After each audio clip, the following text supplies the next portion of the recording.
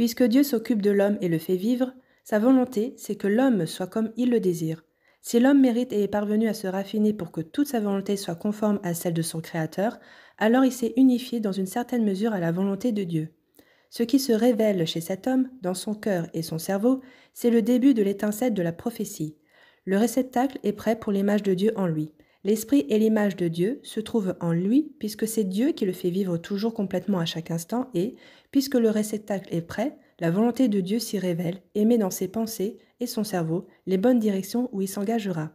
Voici l'essentiel de la prophétie, l'union de la compréhension humaine à celle de Dieu, et non, comme le pensent les gens, la prédiction de l'avenir ou l'accomplissement de tel ou tel prodige. Ceci, ce n'est que le début, le premier niveau de la prophétie avec la providence divine et l'aide de Dieu pour le guider vers la vérité. Mais il existe des niveaux plus élevés. La révélation divine aux grands chassidim qui sont parfaitement attachés à Dieu, qui déversent sur eux un esprit divin pour faire savoir au monde entier la parole de Dieu. C'est le niveau des prophètes mentionnés dans le Tanakh, la Bible. La prophétie la plus sublime aussi bien par sa qualité, c'est-à-dire la prophétie transmise à l'homme car c'était pour le monde entier et pour toutes les générations, que par la qualité du prophète et son lien avec Dieu, c'est la prophétie de Moshe Rabbeinu quand il a reçu la Torah sur le mont Sinaï. À propos de Moshe et de sa prophétie, il est écrit dans Deutéronome chapitre 34 verset 10 « Il ne s'est pas levé un autre prophète du peuple juif comme Moshe que Dieu a connu face à face. » La connaissance de Dieu, donnée à Moshe, n'a jamais été accordée à quelqu'un d'autre. La prophétie et l'enseignement de Moshe.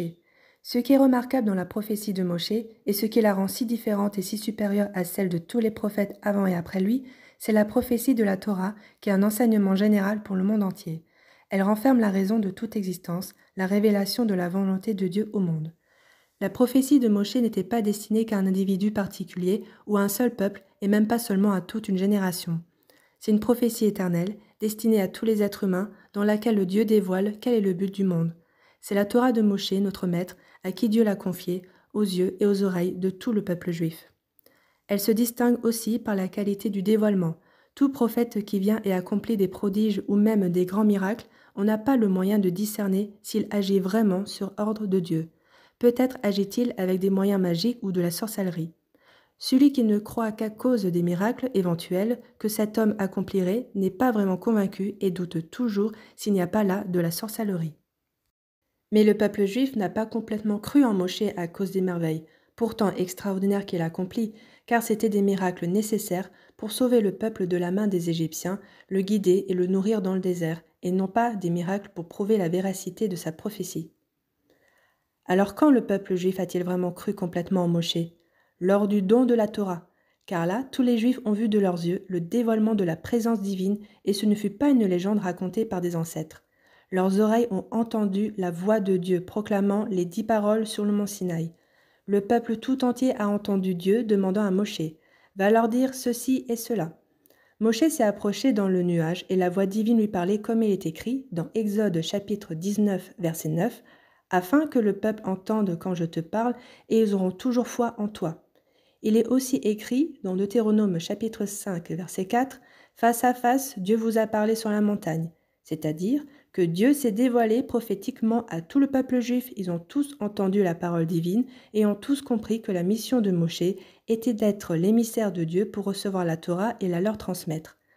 Donc tous les Juifs sont témoins que la prophétie de Moshe est vraie et il n'a pas eu besoin d'accomplir d'autres miracles. Tous étaient comme deux témoins qui attestent que les autres ont bien vu et entendu ce qu'ils ont eux-mêmes vu et entendu. Tous étaient témoins du don de la Torah et étaient donc convaincus de la véracité de la prophétie de Moshe. La véracité de tous les prophètes résulte de la Torah de Moshe. De tout ceci, on déduit que nous ne croyons pas à tout prophète qui se lèverait après Moshe à cause de prodiges qu'il accomplirait éventuellement. Nous ne les comptons que parce que Moshe a ordonné dans la Torah. Dans Deutéronome chapitre 18 verset 15, « L'Éternel ton Dieu fera se lever un prophète de ton sein, de parmi tes frères comme moi, c'est lui que vous écouterez. » De même que la Torah nous enjoint de ne trancher un jugement que sur la foi de deux témoins, bien que nous ne puissions pas être sûrs à 100% qu'il dise la vérité, de même c'est une mitzvah d'écouter ce prophète, bien que nous ne soyons pas sûrs qu'il soit sincère ou qu'il n'use de sorcellerie. Donc si se lève un prophète qui exécute de grands prodiges et demande à annuler la prophétie de Moshe, nous ne l'écoutons pas, et nous sommes certains que ce ne sont là que des tours de magie et de sorcellerie. En effet, la prophétie de Moshe n'est pas validée par ces miracles, mais par le fait que nous avons nous-mêmes été témoins que Dieu a nommé Moshe comme son prophète sur le mont Sinaï. Ces faux prophètes ressemblent à des témoins qui tentent de persuader quelqu'un que ce qu'il a vu n'est pas vrai. On ne l'écoute pas, car ce qu'il prétend est faux. C'est pourquoi la Torah précise que, même si le miracle ou le prodige se réalise, il ne faut pas écouter cet homme, car il cherche à nier ce que tes yeux ont vu. Puisque nous ne croyons pas à un prophète à cause des miracles qu'il accomplit, mais simplement parce que Moshe nous a ordonné de croire dans les vrais prophètes, comment pourrions-nous accepter celui qui veut nier la prophétie de Moshe que nous avons vue et entendue ?